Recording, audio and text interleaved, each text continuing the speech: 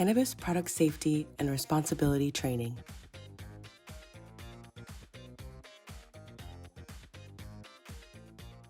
Welcome to the New York State Cannabis Product Safety and Responsibility Training. We know that many of you watching bring years of experience and knowledge about cannabis, and others are new to the industry entirely. Regardless of where you are starting from, we welcome you. We are here to provide you with the resources needed to protect the health and safety of cannabis consumers in New York. This Cannabis Product Safety and Responsibility course will help identify key elements that will aid you in navigating this field and give you a better understanding of New York's cannabis law and regulations.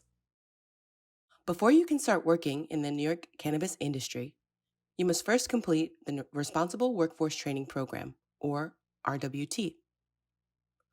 The RWT includes 2 online courses.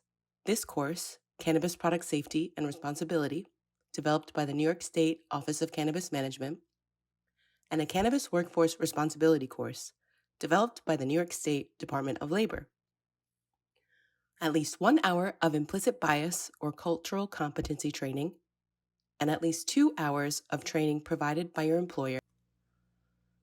This training program is designed to help you better understand New York State's cannabis law and regulations, how they relate to your job, what is required of you and your employer to ensure compliance, and your rights as an employee in the New York State cannabis industry. State regulations mandate that you must be paid for your time spent taking the Responsible Workforce Training courses. If you are not being paid to complete this training, are being paid less than your normal pay, or are completing this training outside of your normal working hours, please fill this incident reporting form on your screen so that the OCM can help you address this issue. This training is available in other languages via closed captioning, which you can access by clicking the settings below. As you watch this video, you should feel free to go at your own pace. Pause and rewind whenever you need to. We will also be providing links to resources, educational materials, and tools that you may find helpful in the video description box below. You can find these resources and more on the Office of Cannabis Management website at cannabis.ny.gov/cannabis-workforce. Once you finish this training, you will need to sign a self-attestation, which affirms that you have completed all the requirements for the Responsible Workforce Training. Save this form, as it will need to be filed with your employer and may be requested by OCM staff to ensure compliance. Part 1. Introduction to Adult Use Cannabis in New York. Cannabis in New York is regulated and governed by the Cannabis Control Board, or CCB, and the Office of Cannabis Management, or OCM. These entities work together to make sure all cannabis businesses in New York State are in full compliance with the laws and regulations of the cannabis industry. Some of their responsibilities include reviewing and issuing applications and licenses to cannabis businesses, conducting regulatory inspections of any place of business where cannabis is cultivated, processed, stored, distributed, or sold, and this includes enforcement actions for places of business that are not registered, licensed, or permitted under the cannabis law. The top priority of these inspections is to remove products that are not safe and remove unlicensed operators from the cannabis marketplace. Cannabis businesses are also held to other local laws and requirements, such as fire and building codes, and will be required to interact with other state and local agencies as necessary. In March of 2021, New York State passed the Marijuana Regulation and Taxation Act, or MRTA. This law made it legal for adults 21 and over to consume cannabis. It also expunged several types of past marijuana convictions, created the OCM, and outlined the structure and types of licenses that will exist in the New York State cannabis industry. Even after the passing of this law, there are still restrictions on who can consume cannabis, where you are allowed to consume it, who can grow and sell cannabis, and how much cannabis an individual can possess at any one time. Be sure to familiarize yourself with this law as we cover elements of it throughout the training series. Throughout this training and in the materials produced by OCM, you are going to hear the term adult use cannabis. There are many reasons why people consume cannabis, and not all of them are recreational. The term adult use acknowledges the reasons and makes clear who may legally consume cannabis. For the purpose of cannabis sales, possession, and consumption, adult means someone 21 years of age or older. With that, let's talk about what's legal in the adult use cannabis industry. People under the age of 21 are not legally allowed to purchase adult use cannabis in New York State, and cannabis products may not be marketed toward people under 21. Adults in New York may legally possess up to 3 ounces of cannabis and 24 grams of concentrated cannabis. There are also rules about where adults can consume cannabis, but generally, if you can smoke or vape tobacco somewhere, you can smoke or vape cannabis. There are some exceptions, like state or federal parks, school grounds, and bar and restaurant patios. It is always illegal to consume cannabis in a motor vehicle, even if you are a passenger and the vehicle is not in motion. In vehicles, cannabis must be stored in a closed container.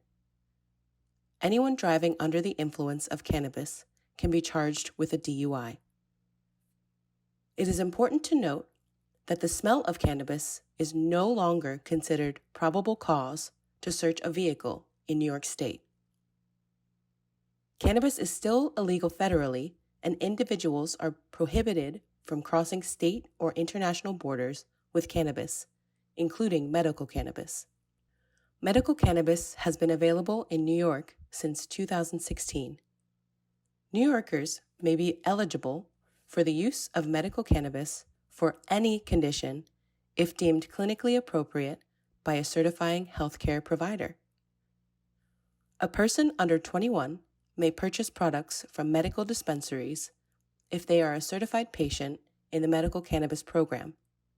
If they are under the age of 18, a designated caregiver must be present. A certified patient may designate a caregiver. Designated caregivers assist patients with buying, storing, cultivating, and administering medical cannabis. A designated caregiver can have up to 4 patients. Benefits of joining the medical cannabis program include not paying a program fee to become a certified medical cannabis patient, having an on-site pharmacist available at every medical dispensary, and no minimum age limit to become a medical cannabis patient. For more information on the rules that govern medical cannabis products, hemp products, and where cannabis can be consumed, visit the OCM website. Part of being a responsible member of the cannabis workforce is having a basic understanding of the cannabis plant, including the types of products that can be made from cannabis and its effects. While cannabis is only recently legal in New York State, it has been used for thousands of years in a variety of ways. Cannabis is from the Cannabaceae plant family and has been used to treat medical conditions, to support wellness, as part of spiritual practices, and for recreational purposes. The cannabis plant is composed of hundreds of chemical compounds. These compounds are found in the resin glands, or trichomes, of the plant. Some of the effects of cannabis are the result of compounds called cannabinoids and terpenes. 2 of the most common cannabinoids are tetrahydrocannabidiol, or THC, and cannabidiol, or CBD. THC possesses psychoactive components that cause the feeling most people describe as high. CBD is a non-psychoactive, anti-inflammatory cannabinoid. Like essential oils, terpenes are responsible for the scent of cannabis and contribute to its flavor. Common terpenes include limonene, pinene, linalool, and caryophyllene.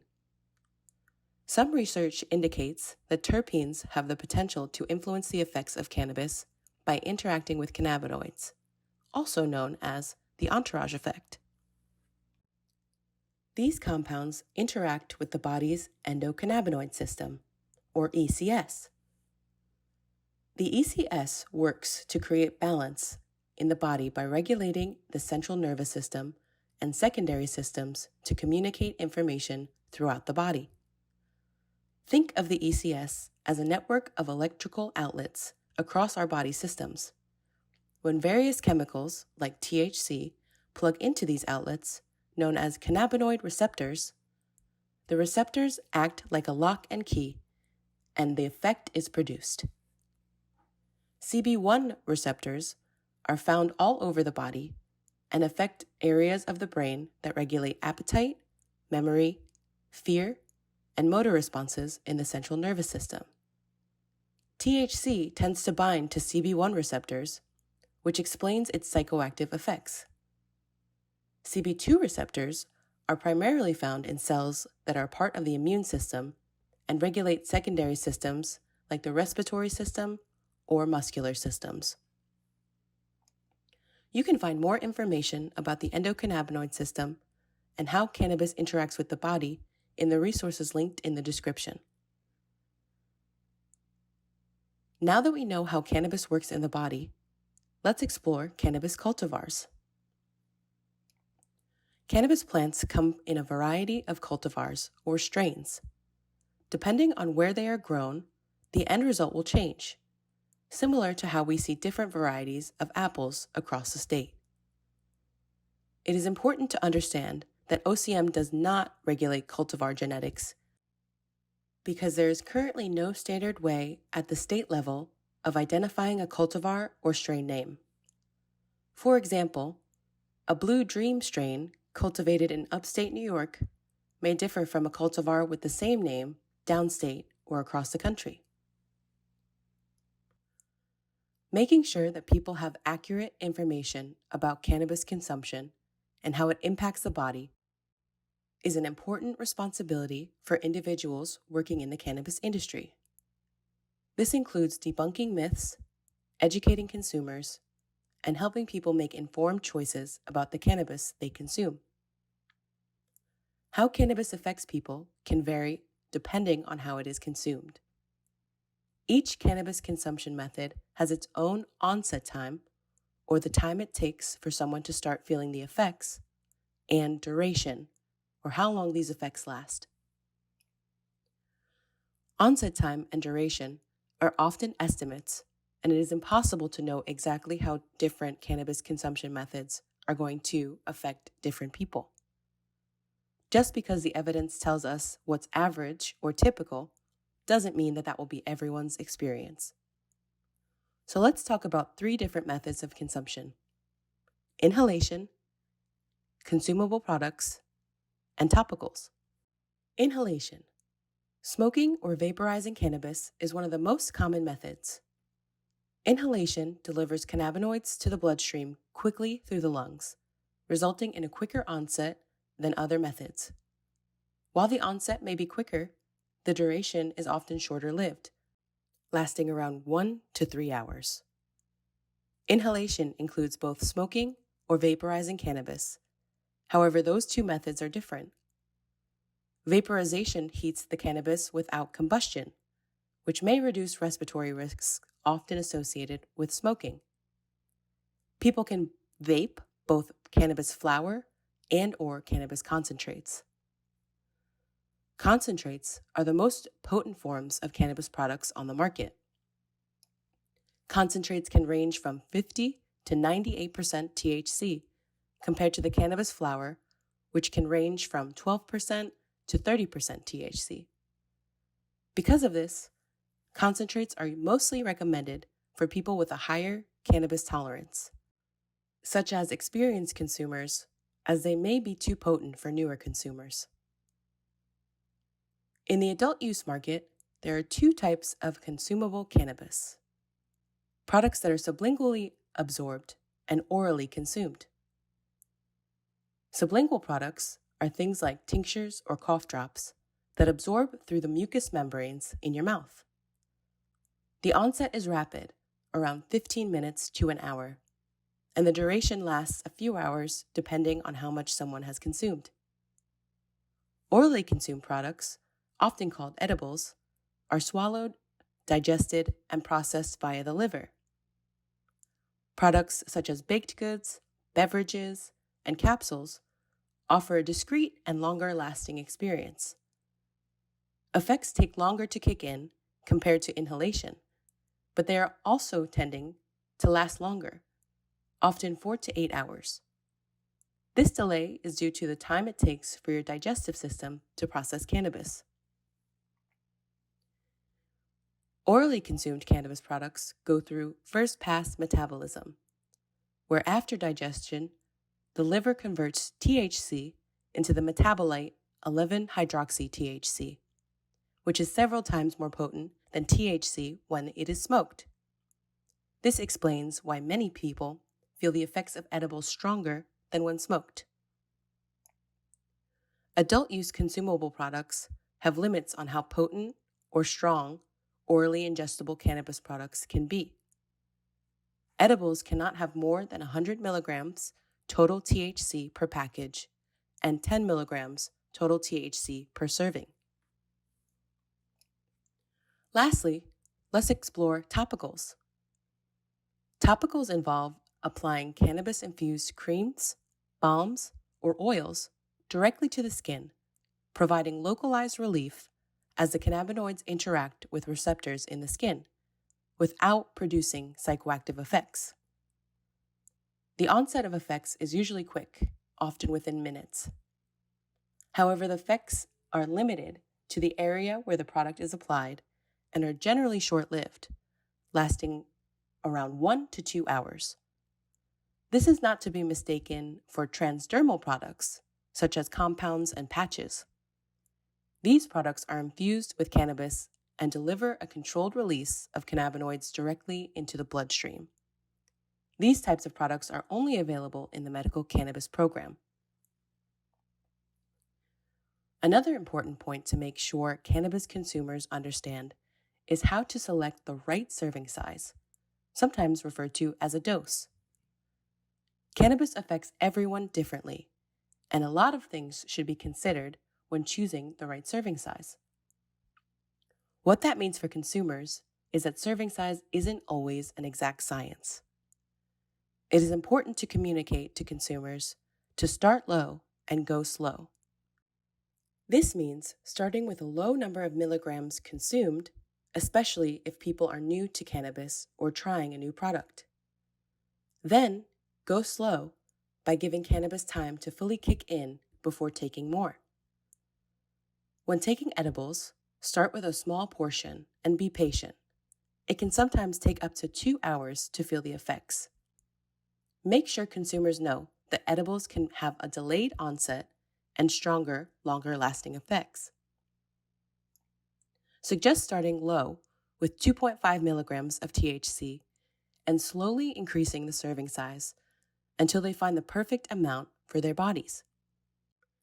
If folks did not feel the effects, suggest slowly increasing the serving size the next time they consume to avoid the negative effects of overconsumption. For inhalation methods, suggest consumers take a small puff and wait a few minutes to feel the effects before deciding they need more. It is important for consumers to be aware of the potency of each product, as well as any specific recommendations from the manufacturer.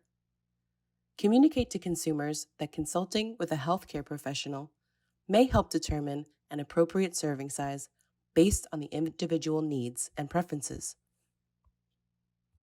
When cannabis is consumed regularly, the body's receptors may become overwhelmed and stop absorbing cannabis in the same way they did when it was first consumed. This means that someone who consumes cannabis every day will have a higher tolerance for cannabis than someone who is just starting out, even if they consume the same product. Some factors of tolerance include how often people consume, the cultivar, consumption method, the potency, and how much cannabis is consumed. Research shows that cannabis consumption may be associated with risks and health implications depending on how it is consumed. The age of first use, the frequency of use, product potency, and whether other substances are consumed at the same time are also some factors that may impact health. This could impact development of areas of the brain responsible for attention, memory, and learning in adolescence and potentially worsen pre-existing mental health conditions.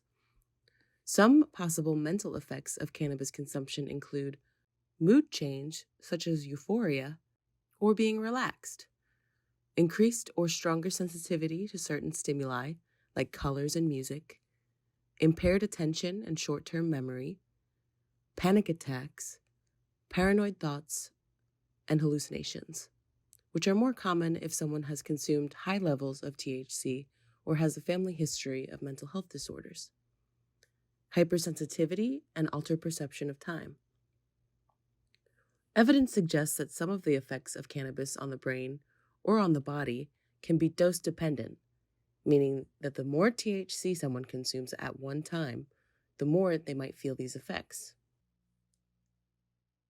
Just like any other product that can affect how you feel and how your body works, people need to be informed of both the benefits and risks of cannabis. Some possible physical effects of cannabis consumption include mild or moderate dizziness, red eyes, dry mouth, changes in pulse rate and blood pressure, increased appetite, tiredness, impacted motor skills that may make work or certain tasks more difficult, and impaired driving ability. Heart health issues, including faster, slower, or abnormal heart rates, and potentially a dramatic drop in heart rate. It may also cause lung health issues, including acute or chronic respiratory symptoms such as wheezing and cough. It is also important to make sure consumers are aware of any potential health risks and effects associated with cannabis use. The risks and health implications associated with cannabis consumption include the potential risk of cannabis use disorder, CUD, cannabis hyperemesis syndrome, CHS, cannabis tolerance, and cannabis withdrawal. Some research suggests that consuming cannabis while pregnant, breast, or chest feeding may lead to health problems in newborns, including lower birth weight and impacts on neurological development. Potential for accidental consumption by children, pets, or unsuspecting adults, particularly when products are not stored, locked, or out of reach and out of sight in the original child-resistant packaging. Negative interactions with food, medications, conditions, and diseases may occur. Consumers should avoid mixing cannabis with other substances like tobacco, alcohol, and other substances. Now let's take a look of what we learned and apply it to the scenario you may encounter in your role as part of the adult use workforce. Imagine you're a bud tender working at an adult use dispensary, and a potential customer who has never consumed cannabis wants advice on where to start. They've expressed they are not interested in any product that must be smoked or inhaled. Based on what we know about safer and more responsible consumption for new cannabis consumers, what advice do you offer?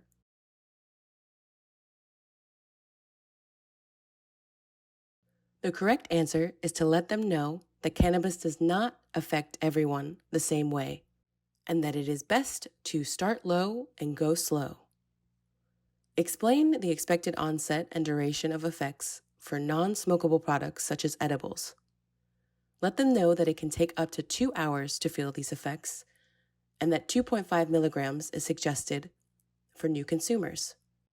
Educate the consumer about the delayed onset of effects, and that the serving size can be increased slowly if needed until they find their ideal serving that works best for their needs. For more information on these different topics, provide them with educational materials located on our website. Always make sure to point out poison center information and tips for overconsumption in any shared resources.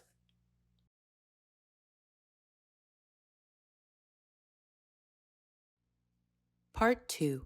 Health and Safety in New York Cannabis Regulations. In this section, we will continue to review health and safety requirements in New York State's adult use cannabis regulations, how they affect your role in the industry, and identify key information to support consumers. Once cannabis products are processed, they must pass lab testing before they can be distributed to a licensed retailer and sold. All labs involved in cannabis testing must be approved by the Cannabis Control Board. You can find a list of approved labs on the OCM website. Products sold at unregulated shops have not been tested by New York State approved labs. Regulated cannabis is lab tested for many things. Two things to be aware of are potency and contaminants. When testing for potency, labs measure the cannabinoids and chemical compounds in cannabis products. These findings are then printed on the label. Labs check for contaminants such as mold, heavy metals, residual solvents, and bacteria. Harmful levels of contaminants can make cannabis products unsafe for consumption. After testing occurs, the lab creates a record of the testing results called a Certificate of Analysis, or COA. All adult-use cannabis products are required to include a link or QR code on the outside of the package that connects to the COA. This allows consumers to learn more about what is in their product. Be familiar with what is included on a COA, both for your own information and to help consumers better understand how to read a COA. The OCM has made some resources available online, including how to read a certificate of analysis that can explain what's included in a COA. Identifying regulated products purchased from a licensed New York State dispensary involves the following steps. The first step is to look for the Dispensary Verification Tool. The Dispensary Verification Tool is a decal posted in the front window of each licensed dispensary. It includes a QR code that can be scanned and will direct individuals to the OCM website where they can verify if the business is licensed. The second step is looking for the New York Universal Cannabis Symbol. All regulated cannabis products from the adult use market in New York must have the New York State Universal Symbol on all packaging. This verifies that the cannabis was cultivated and processed in New York. The third and final step will be to verify the Certificate of Analysis and make sure that it is on the cannabis label. Another very important part of protecting public safety is making sure that OCM and the public are aware of any adverse events or product recalls related to cannabis in the state. An adverse event is a troublesome or undesired medical occurrence or symptom associated with the use of a cannabis product. That includes a broad range of experiences, some of which are serious enough that they should be reported to the OCM.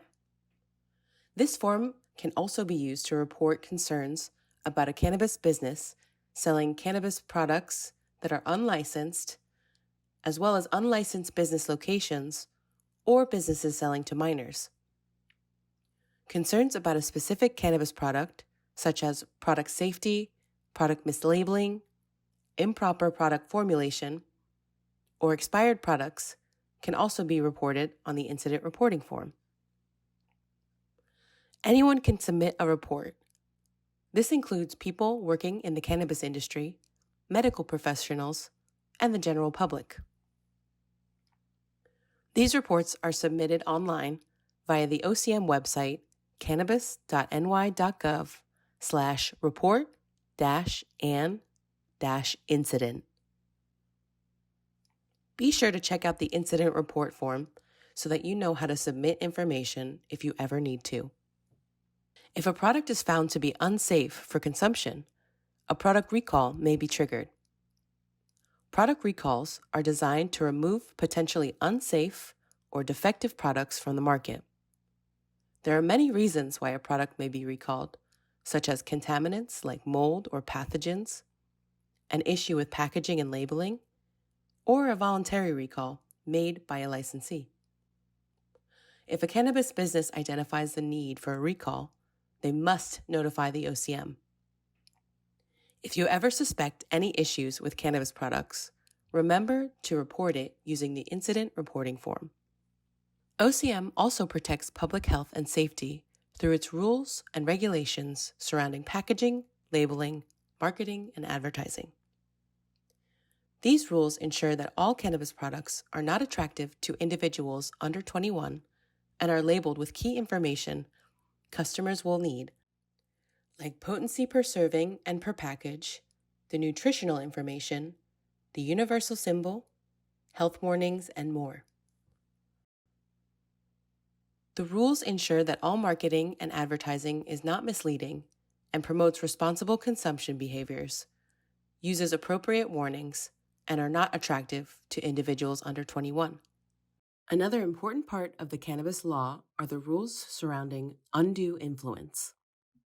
When it was drafted, the cannabis law was designed to create a cannabis industry that was competitive, promoted consumer choice, fostered small businesses, and established a robust social and economic equity program to prioritize and provide resources to members of communities who have been disproportionately impacted by the policies of cannabis prohibition to participate in the new industry. In order to make that a reality, the OCM prohibited something called undue influence, which is when one person or entity pressures another person or entity to act in a certain way. Cultivators, processors, and distributors are allowed to give merchandise nominal value to retail dispensaries. This merchandise cannot be passed on to consumers and may be something like hats for employees of a dispensary. Additionally, retail dispensaries are allowed to advertise brands inside the dispensary, including using branded displays or giving away branded merchandise to consumers within a limit.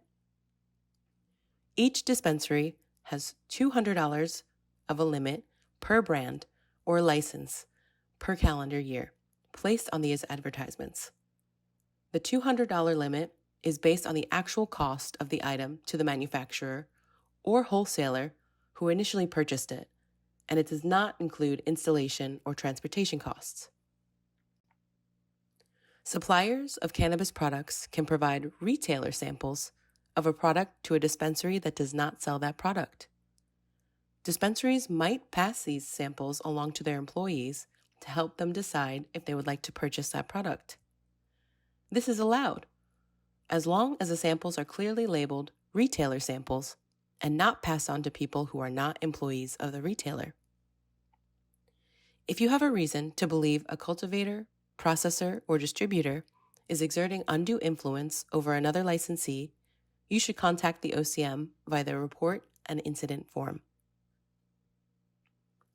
Another requirement that you should be aware of is the prohibition on contracting out certain licensed activities.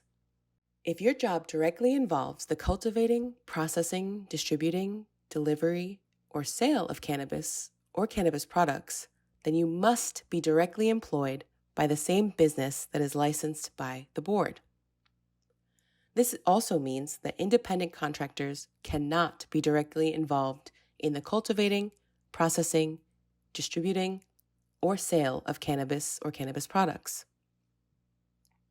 The no contracting out rule does not apply to executive management services or to jobs that do not directly involve the licensee's authorized activities, such as people providing HVAC assistance, record keeping, software, or legal services.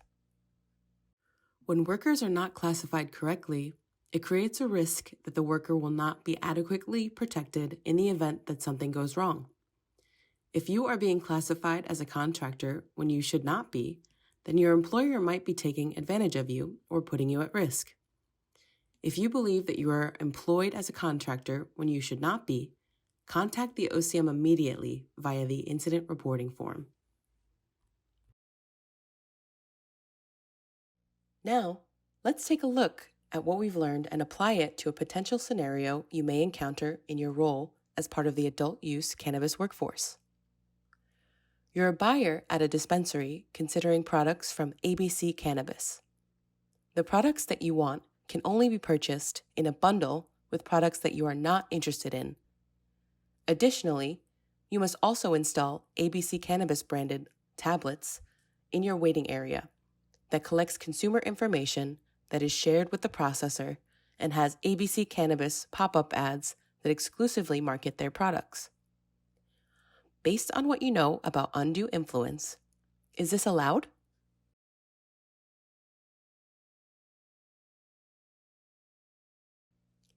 The correct answer is no.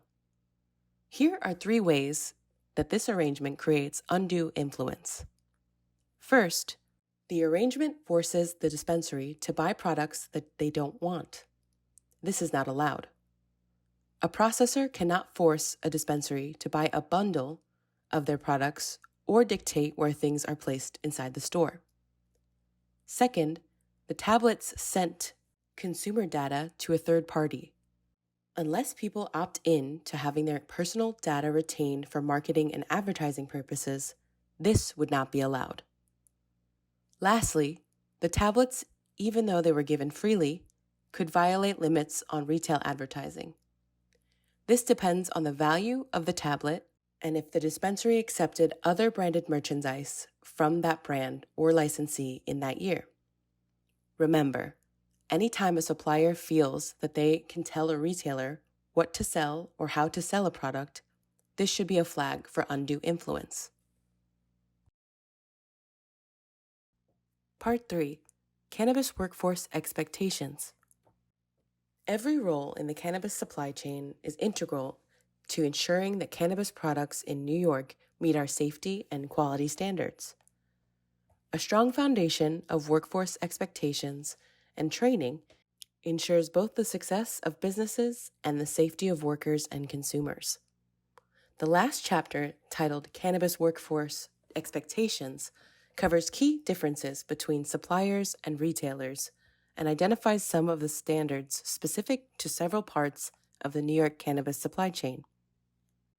Because this is not an exhaustive list of all the expectations and responsibilities, be sure to complete any training provided by your employer to learn more about your specific role.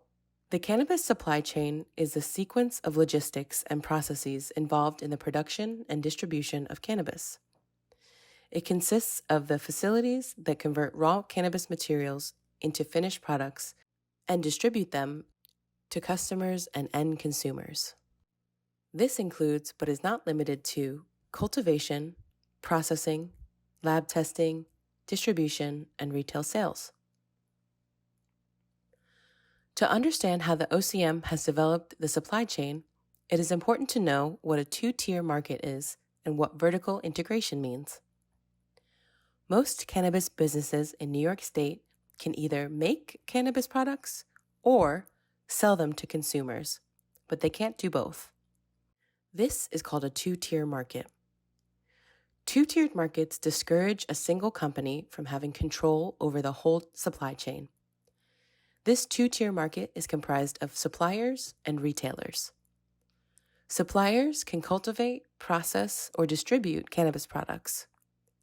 Retailers can sell adult-use cannabis products to adults 21 years of age and older in a retail establishment. Because of the two-tier market, retailers are independent and cannot be controlled by suppliers or vice versa. Some licensed businesses, however, are vertically integrated. This means that they are allowed to be both suppliers and retailers of cannabis products because of the special nature of their business and the license that they hold. Currently, registered organizations and micro-businesses in the adult use market are the only businesses allowed to be vertically integrated in accordance with the cannabis law. Security plans are required by all cannabis businesses. These plans help prevent diversion, theft, loss, unauthorized access, and avoid other illegal conduct relating to cannabis. Your employer's security plan will have emergency protocols, surveillance around the facility, and a process about how to keep yourself and others safe at work.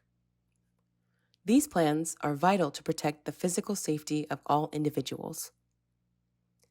It is required by the OCM for all people in the cannabis workforce to have a copy of their employer's security plan.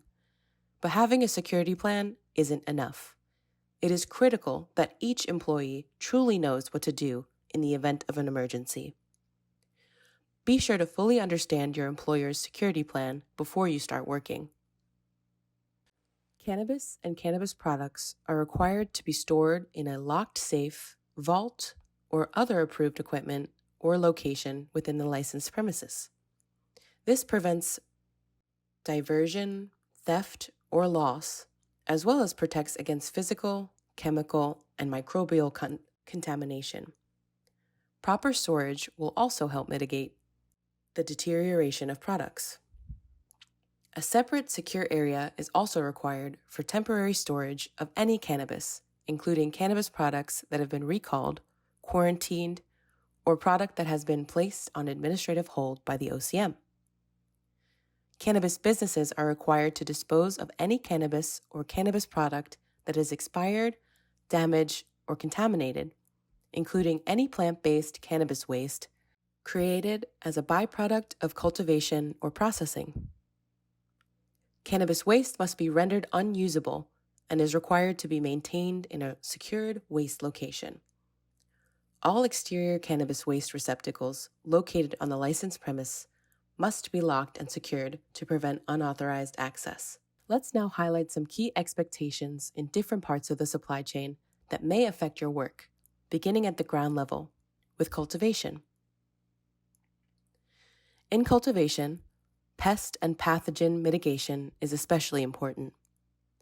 Pests and pathogens can be animals, viruses, or any other organisms that could threaten a crop by making the cannabis unsafe for consumption. Pests can be anywhere, including both indoor and outdoor cultivation areas. Pests must be kept away from cannabis to ensure it is safe to consume. However, not all pesticides are safe to use and should be avoided in cannabis cultivation. The OCM requires suppliers to use integrated pest management principles to prevent and control pests. This means your employer will be required to identify any pest species on the premises, monitor them, and evaluate the results of any pest control methods used.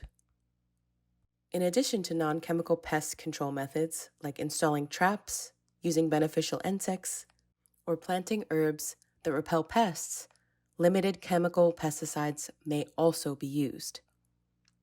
All pesticides and their use are regulated by the New York State Department of Environmental Conservation, or DEC.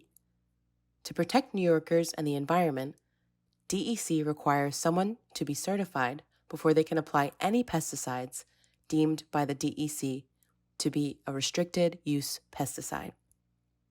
Your employer should offer training and additional guidance in other key areas of cannabis cultivation. Let's keep moving along the supply chain. Our next stop is cannabis processing. If your work involves turning the cannabis plant into a finished cannabis product, then you probably work in a processing facility. Working in a processing facility, particularly if your facility performs extraction, can be dangerous if safe operating procedures are not followed. There is a highlighted risk to health and safety with some extraction methods due to the chemicals and solvents sometimes used during processing. It is important to make sure that you understand the potential hazards associated with processing cannabis products and the safety risks they may pose to you. Your employer is required by the OCM to maintain product quality plans, which address any risks and hazards to your safety that are associated with making a specific product at the processing facility. These plans will also address risks that, if not avoided, could contaminate the final product. Your employer must also maintain master manufacturing records, which include written instructions for manufacturing each product at the facility and important safety information to protect you at each step of the process. Both documents are required to be made available to you for reference. If the product quality plans or master manufacturing records are not clear or are not in a language that you understand, you should request additional information from your employer. You always have a right to receive the information you need in order to safely complete the duties of your job. There are additional safety measures that will be covered in the Cannabis Workforce Responsibility course developed by the New York State Department of Labor. Working in the cannabis industry may require you to be in possession of amounts of cannabis greater than an individual is legally allowed to possess at one time. For example, when transporting a shipment of cannabis or cannabis products from one cannabis business to another. Your employer is required to provide you with an ID badge that includes, at a minimum, your name, photo, your employer's name, and cannabis license number. You must always keep this ID on you at all times when performing duties for your job. Additionally, if you are transporting cannabis, you will be required to maintain paperwork called a shipping manifest that verifies the cannabis is legal and in transition to an authorized location. If you are pulled over or interact with law enforcement while on the job, this badge and paperwork will verify to the law enforcement that you are not engaged in any illegal activity. Regardless of where you work in the cannabis supply chain, your job in this industry is essential to ensure consumers buy safer, regulated cannabis products. This will be especially important when it comes to sales and retail practices. Most consumers learn about cannabis at places other than the dispensary counter. As part of the adult use cannabis industry, you have an obligation to possess and share accurate, evidence-based, and stigma-free information about cannabis products. Cannabis professionals, often referred to as bud tenders, are relied on for information specific to cannabis and cannabis products. Speaking to the potential effects of a cannabis product is encouraged, but it is important to make sure that any information provided fits within the scope of your role as a bud tender. This means never providing medical advice or sharing information specific to someone's medical condition. Redirect consumers to speak with their healthcare provider for medical advice. Patients who participate in the medical cannabis program may be directed to use products with a specific cannabinoid profile or serving size based on their healthcare provider's recommendation for the patient's condition. Some ways to identify a potential medical patient include if a consumer tells you that they are consuming cannabis for a medical condition, a consumer tells you they are trying to reduce or supplement their current prescription medications, or a consumer is asking for medical advice regarding cannabis, or a consumer is seeking products only available in the medical market. If a cannabis consumer fits any of these criteria, it may be helpful to recommend they explore the medical cannabis program. If a consumer is seeking cannabis for medicinal purposes, you can refer them to the OCM website to understand how to register for the medical cannabis program. Now let's take a look at what we've learned and apply it to a potential scenario you may encounter in your role as part of the adult use cannabis workforce. Imagine you're a bud tender working at an adult use dispensary, and Morgan, a first-time customer, asks what cannabis product you recommend for someone seeking pain relief from a chronic illness. Based on what you know about New York's different cannabis programs, what would you do? The correct answer is recommending Morgan to look into the New York Medical Cannabis Program. Whenever a customer mentions seeking cannabis for relief for a medical condition, offer information about the Medical Cannabis Program. One of the most important rules specific to the adult use cannabis sales in New York is that only individuals 21 and older can legally purchase, possess, and consume adult use cannabis in New York. Though anyone under the age of 21 may enter a dispensary, excluding consumption lounges, only people ages 21 and older may purchase adult use cannabis.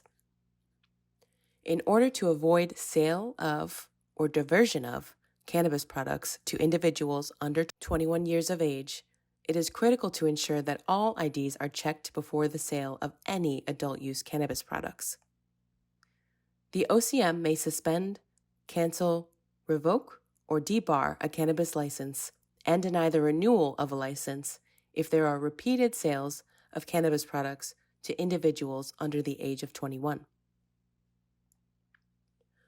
Valid identification and proof of age can include a valid federal, state, or local government identification, such as a driver's license or ID NYC, stating the individual's age and a photograph of the individual's face.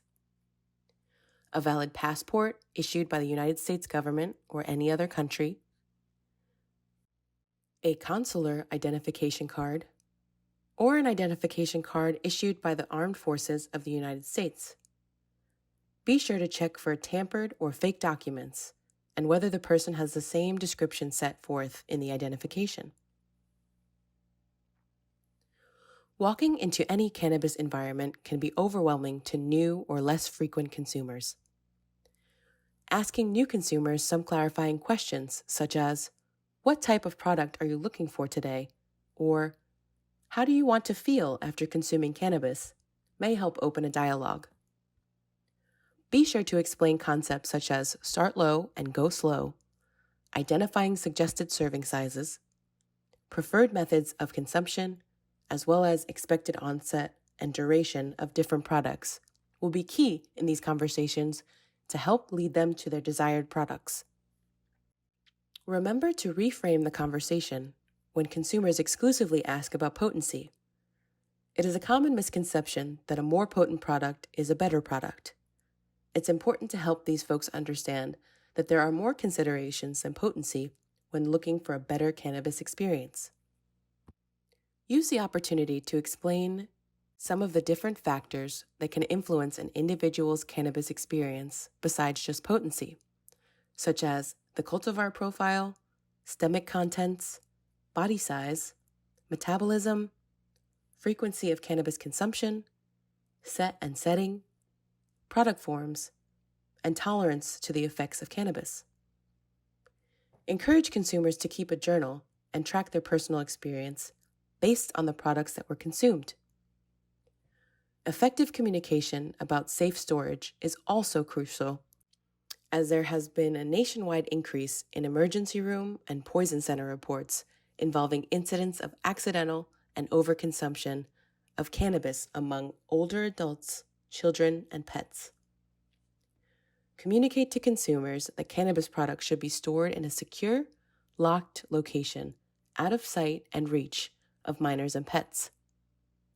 This is especially important for people to communicate to family members and friends that visit their home. Cannabis waste should go in a trash container that has a closed lid, as children and pets are typically curious due to the smell. For more on this topic, be sure to read our guide to safer cannabis consumption and safe storage rack card found on the OCM website. Now let's take what we've learned and apply it to a potential scenario you may encounter in your role as part of the adult use cannabis workforce. Imagine you're a bud tender at an adult use dispensary and a consumer approaches the sales counter. You observe them earlier in the waiting area with their head down, appearing drowsy. When you ask what brings them in today, you notice they have red, watery eyes, and they respond with slurred speech and rest their head down on the counter. Do you serve them?